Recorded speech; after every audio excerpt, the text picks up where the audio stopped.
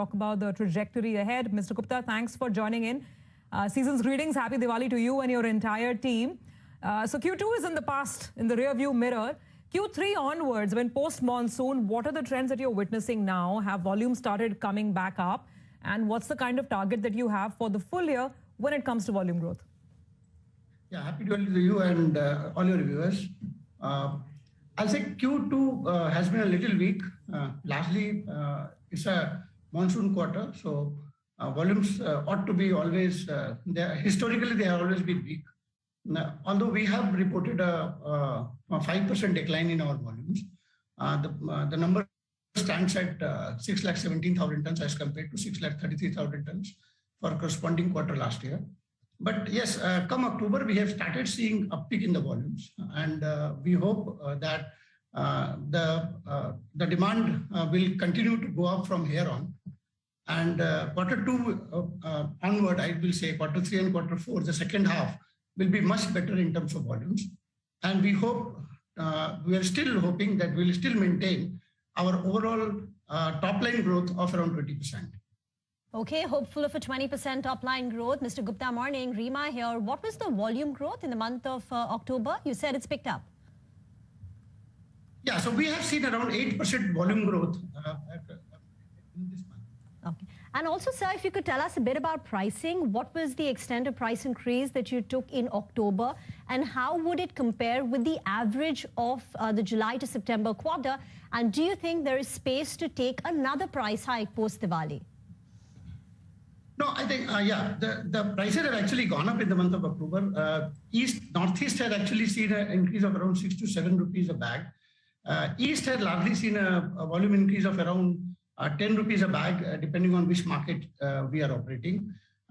Yes, definitely we do expect the prices to firm up from post-Diwali and going forward, because as you understand that entire cement industry is actually reeling under a lot of cost pressures from coal cost increase, price increases, and also the fuel price increases. I think till such time the prices have moved up from here to at least 10 to 12%, it will be very difficult for the entire cement industry to handle this kind of cost pressures. So in order to pass on the cost, the prices has to move up at least around 10 to 12% and in coming months. All right, Mr. Gupta, thanks for that. This is Pavitra. I want to ask you about the Siliguri expanded unit. You know, it was commissioned in Jan of this year, but the ramp up did take some time. So can you tell us where things stand right now with respect to the capacity utilization of this, and also what is your guidance on the on capacity utilization from this unit? So as of now, up to quarter two, we have done, being a weak quarter, and we have only done around 30% of capacity utilization till now for Siliguri. But we are quite hopeful. We have already ramped up the entire channel network. The entire dealer network has already been started with ramping up. So hopefully by the end of the year, we expect to end the year with at least 65 to 70% of capacity utilization for the Siliguri plant. Okay, so, you know, given the trajectory on volumes and the price hike, what is your targeted EBITDA per ton? I mean, earlier you said that you can perhaps do 1,500 rupees per ton for this fiscal year. Are you on track with those kind of estimations? Yeah, I think we have, this quarter we have reported an EBITDA of around 1,300 rupees a ton. We are definitely hopeful to maintain an EBITDA of 1,450 to 1,500 rupees on a full year basis. And that will be definitely added by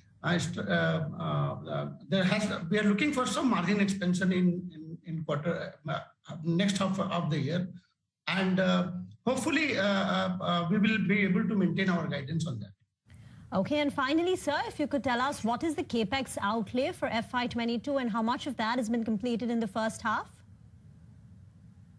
So we had a capex outlay for this particular year was around 300 crores. We have already spent in first half, we have already spent around 125 crore. A large part of this capex has actually gone towards the WHR plant, which we are setting up. That is on stream, and we are hopeful that we'll be able to start that plant in June or July next year.